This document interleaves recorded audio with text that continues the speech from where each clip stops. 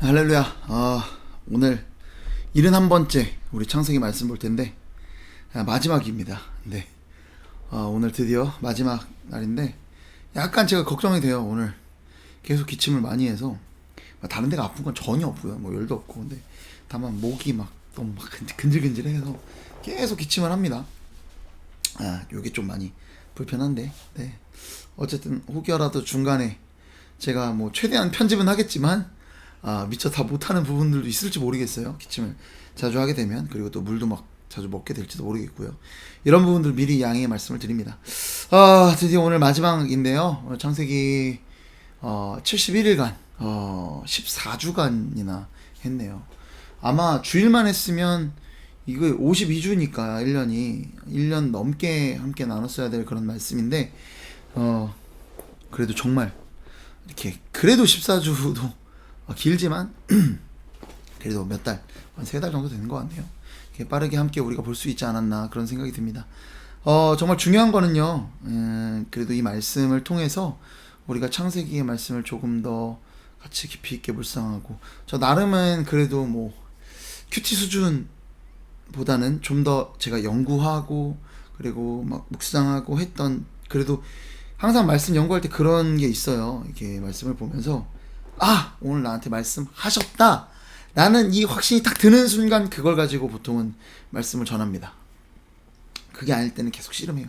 오늘 마지막 말씀도 이게 주일까지도 전혀 이게 준비가 안 돼서 뭐 지금 이 녹화는 주일 저녁에 하고 있는데 그 전에도 계속 보다가도 해결이 안 되다가 며칠간 금토일 뭐 이렇게 저녁에서 이렇게 팍 터지는 그런 게 있었어요. 그래서 오늘 이렇게 함께 마지막 또 주님이 주신 메시지를 가지고 나눌 수 있게 돼서 너무나 감사하고 기쁜 것 같습니다.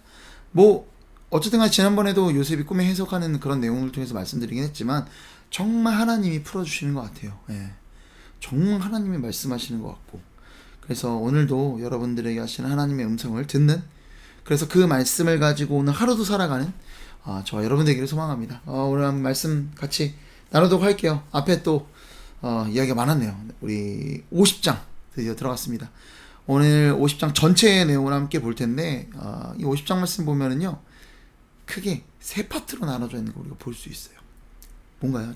처음엔 야곱의 죽음과 야곱이 약속의 땅으로 이동, 그리고 두 번째는 요셉과 형제들 사이의 어떤 그런 일들, 그리고 세 번째는 요셉의 죽음과 약속의 땅에 대한 소망으로 이렇게 창세기가 마무리가 됩니다.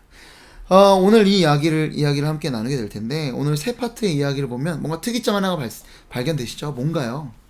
처음 이야기와 끝 이야기, 첫 번째 파트와 세 번째 파트가 너무나 유사하다라는 거예요. 죽음이라는 거, 장사라는 게 있고, 그리고 약속의 땅이라는 어떤 그런 주제가 동일하게 들어가 있다는 겁니다. 그리고 중간에 하나의 이야기가 있죠. 여러분, 요거를 가지고 사실 유대 문학에 이런 비슷한 어떤 게 되게 많아요.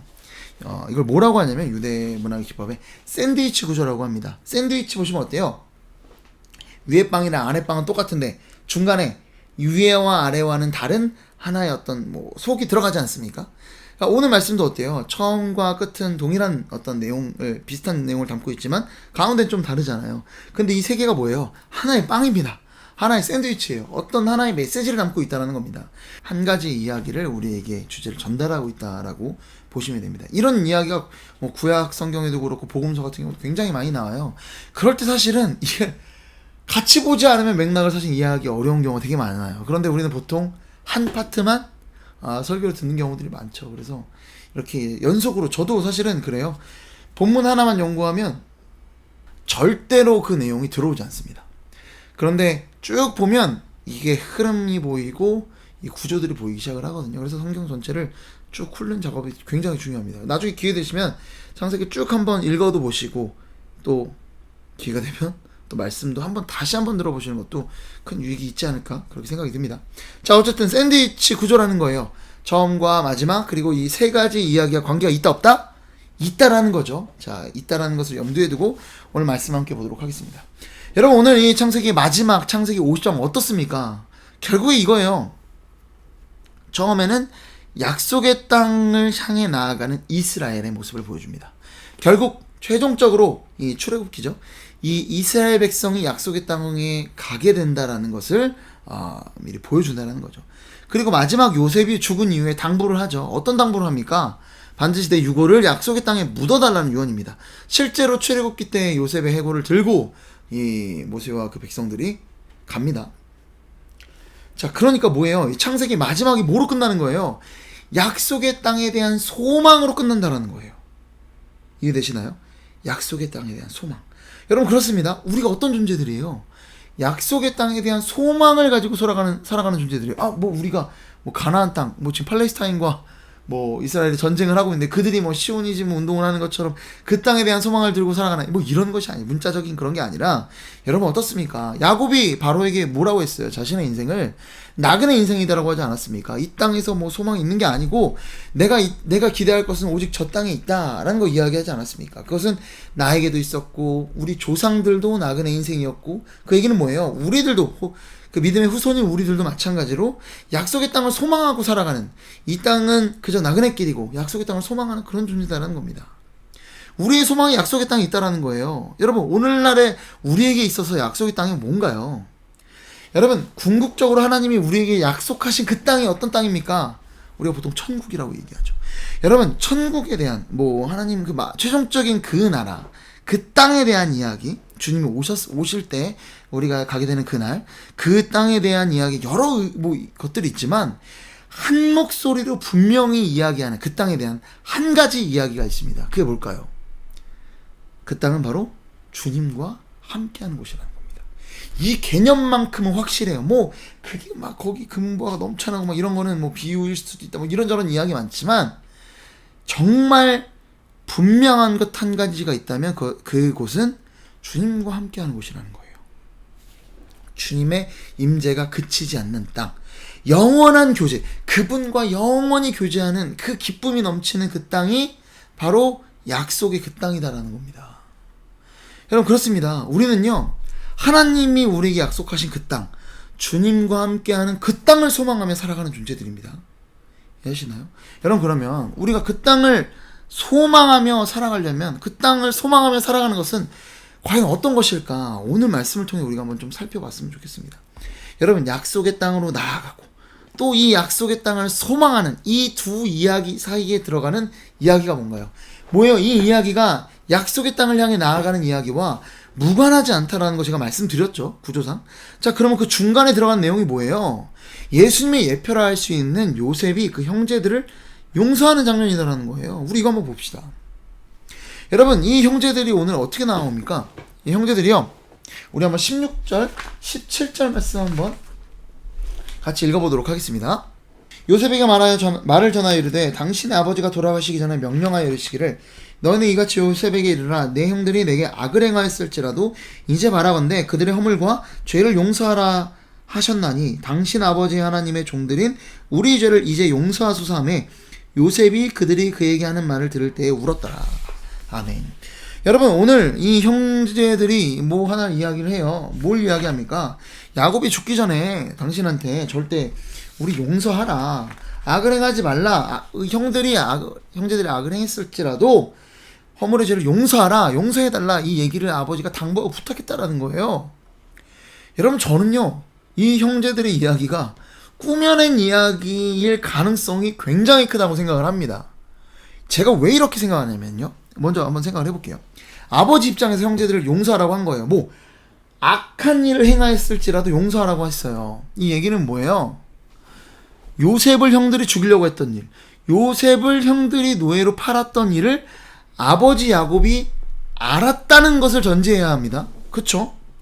그래야 용서할 게 있으니까. 여러분, 그런데요, 창세기 말씀 쭉 보시면은 야곱이 알았는지 몰랐는지 몰라요. 여러분, 한번 생각을 해볼게요. 몰랐다면 요셉이 형제들이나 요셉 둘 중에 한 사람이 야곱에게 사실은 굳이 이야기를 했어야만 야곱은 아는 겁니다. 그렇죠? 왜? 그냥 형제들은 뭐라고 했어요? 짐승에게 잡아먹힌 것 같다, 이렇게 얘기를 한 거 아닙니까? 그런데 실제로 살은 거고, 어떻게 된 거냐라고 야곱이 물었을지도 모르겠어요. 형들이 막 이렇게 해서 옷 가지고 갔는데 어떻게 된 거냐? 여러분, 요셉의 입장에서 이거를 이야기를 했을까요? 요셉의 입장에서 괜히 이야기를 했다가 괜히 늙은 아버지가 막 괜히 또 힘들어지시고 또 이 형들에게 분노하고 막 용서하고, 안 그래도 보지 않았습니까? 형 유다가 이 베냐민을 위해서 자기를 희생하는 모습을 보지 않았습니까? 이런 과정에서 형들의 이 모습을 보고 눈물까지 흘렸던 마음의 감동이 있었고 막 하나가 됐던 그런 과정이 있었는데, 이 과정을 다 겪은 요셉이 굳이 이거를 아버지 야곱에게 옛날 어렸을 때처럼 눈치 없이 막 형들 고자질하고 이랬던 것처럼 그가 이야기하지는 않았을 거라는 거예요.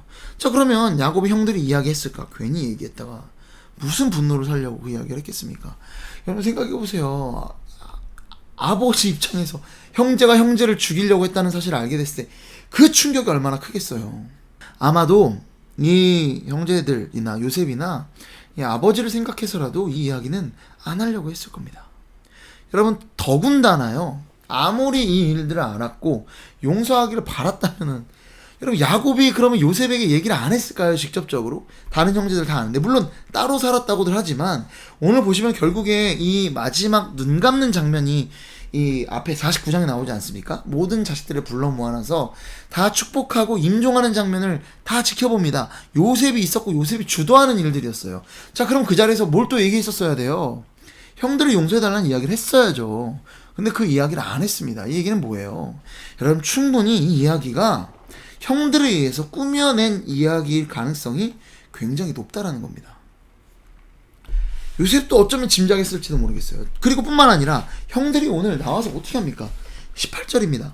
그의 형들이 또 친히 와서 요셉의 앞에 엎드려 이르되 우리는 당신의 종들이니이다. 아멘. 형들이 동생 앞에 와서 엎드리더니 그리고 우리는 당신의 종입니다 라고 이렇게 이야기하더라는 겁니다. 처음 마치 그 총리 요셉을 만났을 때 몰랐을 때 막 그렇게 엎드렸던 것처럼 지금 이 형들이 요셉 앞에서 이렇게 막 빌빌 길고 있다라는 거예요. 왜 그러고 있을까요? 이 형들이 왜 그래요? 두려워서 아닙니까? 요셉의 이 힘을 감당할 자신이 없으니까, 자신들이 한 짓이 있으니까 두려운 거 아닙니까? 여러분, 결국 17절 말씀 보면 요셉이 어떻게 해요? 그들이 하는 말을 들을 때 어떻게 해요? 울어요. 눈물을 흘려요. 요셉이. 왜 요셉이 눈물을 흘립니까? 뭐가 슬퍼서? 여러분, 속상해서요. 속상한 거죠. 요셉이 이미 용서했는데, 요셉은 그들의 형제고 형들이고, 요셉은 그들의 주인으로 군림할 생각도 없고, 그런데 형제가 제외하고 벌써 이렇게 많은 세월이 흘렀는데 그럼에도 불구하고 형들이 이런 모습을 보이니까 얼마나 속상한 거예요. 왜? 형들과 나의 관계가 이거밖에 안 됐었던 건가? 여러분, 어쩌면 요셉은 바람이 있었을 것 같아요. 어떤 바람이에요? 진짜 형들이 자신을 가족으로 여기고 정말 동생으로 여기고 진짜 인격적인 관계를 맺고 살아가는 그런 바람이 사실 요셉은 있었을 겁니다. 근데 지금 보니까 어때요? 어찌 보면 거짓된 관계 아닙니까? 가식적인 관계 아닙니까? 겉으로는 웃고 했지만 얼마나 속으로는 두려워서. 여러분, 그렇잖아요. 우리도 우리 어떤 생사여탈권까지는 아니어도 우리의 뭐 어떤 뭔가를 쥐고 있는 그런 사람과 자리를 하고 있으면 진실된 관계가 아니라 가식적인 관계 나올 수 있지 않습니까? 여러분, 그렇게 관계했다는 것처럼 느껴지니까 요셉이 어떤 거예요? 형들을 두고 너무 속상한 거죠. 그래서 이렇게 눈물을 흘리고 있는 겁니다. 오늘 결국에는 약속의 땅으로 나아가는, 약속의 땅에 대한 소망으로 나아가는 창세기를 끝마치는 이 이야기에 있어서 요셉과 형제들의 이야기가 오늘 들어가고 있습니다. 여러분, 이 얘기는 뭐냐면요, 용서와 관계, 잘못된 가식적인 관계라고 하지 않았습니까? 용서와 관계, 이것은 약속의 땅을 소망하는 삶과 무관하지 않다라는 거예요. 이 두 가지가 굉장히 밀접하게 연결되어 있는 삶이다라는 겁니다. 여러분, 우리가 갈 약속의 땅은 어떤 땅이라고요? 예수 그리스도께서 계신 곳이라고요. 주님이 우리와 영원히 교제하는 곳이 약속의 땅이다라고 말씀드렸습니다. 여러분, 천국이 천국인 이유가 뭐라고요? 주님과 교제하는 곳이기 때문입니다. 여러분, 근데요, 우리가 어떤 존재예요? 주님 앞에. 여러분, 우리는요, 주님께 반역한 존재들이에요. 죄 지은 존재들이에요. 원수였던 존재들입니다. 여러분, 그런데 감히 우리가 주님과 함께 있을 수 있는 자들이겠어요? 여러분, 우리가 하나님과 영원히 함께하는 그 천국을 소망하는 게 가당키나 할까요? 여러분, 가당하더라는 거예요. 왜요? 주님이 이미 우리를 용서하셨기 때문이 아닙니까? 여러분, 그런데 우리는 어떻습니까? 주님이 우리를 용서하셨다는 사실을 우리가 어떻게 인식하고 있는지가 오늘 굉장히 중요하다는 거예요. 여러분, 약속의 땅을 소망하며 살아가는 그 삶은요, 우리가 용서받은 자라는 그 인식을 갖고 살아가는 삶입니다. 내가 용서받은 자라는 그 인식을 갖고 살아가는 자야만이 약속의 땅을 소망하며 살아갈 수 있다는 거예요. 이게 무슨 얘기냐? 제가 한번 말씀드려볼게요. 여러분, 우리가 용서에 대한 잘못된 인식이 두 가지가 있다고 생각을 해요. 첫 번째는 뭐냐면 이런 거죠. 내가 용서받을 만한 일을 한 적이 있나? 뭐예요? 내가 죄 지은 적이 있냐라는 거예요. 내가 용서받을 만한 죄를 지은 적이 없다라고 여기는 그런 생각입니다. 여러분, 이런 사람들은 어때요? 자신이 용서받은 사람이라고 인식 자체를 못할 거예요. 그럼 어떤 일이 생길까요? 용서해준 대상에 대해서 감사할 이유가 있어요? 없죠. 그와 사랑할 수 있을까요? 은혜와 사랑을 이해하지도 못할 겁니다. 왜? 너 용서받을 짓을 한 적이 없는데 뭘 용서를 받아요? 이 사람은 용서에 대한 용서받은 자라는 인식 자체가 없는 거죠. 뭐라고요? 내가 용서받을 만한 잘못을 한 적이 있나? 여러분, 이런 인식이 있다는 거예요. 또 하나가 어떤 경우일까요? 이겁니다. 난 죄인이고 용서받을 수 없어. 나 진짜 너무 죄인이야. 여러분, 오늘 말씀에 등장하는 요셉의 형제들 같은 경우입니다. 여러분, 이런 경우 어때요? 얼마나 불쌍한 인생이에요. 나를 용서한 대상은 진짜로 용서를 했는데 항상 두려운 마음으로 그와 관계를 합니다. 자신을 종처럼 여기기까지 해요. 죄책감 갖고 살아가고요, 두려움으로 살아갑니다. 여러분, 이런 사람들은요 어때요? 하나님 말씀을 지킬 때 두려워서 지키는 거예요. 율법주의자들처럼. 실질적으로 주께서 우리를 용서하셨는데 용서할 수 없다라고 여기는 사람들이고 그걸 믿지 못하는 사람들인 거예요. 어떻게 나를 이 죄를 어떻게 용서해? 이렇게 자기 죄책감에 빠져있는 사람이 있지 않습니까? 오늘 말씀에 등장하는 이 형제들처럼 말이에요. 여러분, 이렇게 용서받지 못했다라는 생각을 갖고 있는 사람은 어떨까요? 그 나를 용서해준 대상과 영원히 함께하고 교제해야 되는 그 천국이 천국처럼 느껴질까요? 얼마나 부담스러운 곳이겠어요. 왜? 두려움의 대상인데, 무서운 대상인데, 그분과 영원히 함께 교제하는 그곳이 과연 원하는 곳이겠을까요? 여러분, 그렇지 않더라는 거예요. 여러분, 우리가 약속의 땅을 진정 소망하며 소망하는 마음을 가지고 살아가려면요, 우리가 어떤 인식을 가져야 된다? 우리는 용서받은 자라는 그 인식을 가지고 살아야 된다는 거예요. 여러분, 두 가지의 잘못된 용서의 인식이 있다라고 했죠. 내가 무슨 용서받을 만한 뭔 죄를 졌겠어? 그렇거나 혹은 나는 용서받을 수 없어. 여러분, 이 두 가지 인식 가운데 우리가 놓여져 있는 경우가 굉장히 많다는 겁니다. 여러분, 반면에 우리가 진짜 용서받은 자라는 그 인식을 갖고 있다는 건 어떤 거예요? 정말 말도 못할 반역과 그 죄악을 그 대상에게 저질렀지만 우리 용서받았다는 거예요. 진짜 용서받았다는 거예요. 진짜 용서했다고요. 그분은 우리의 과거를 기억하지 않으신다고요. 여러분, 그 믿음을 가지고 있으면 우리 어때요?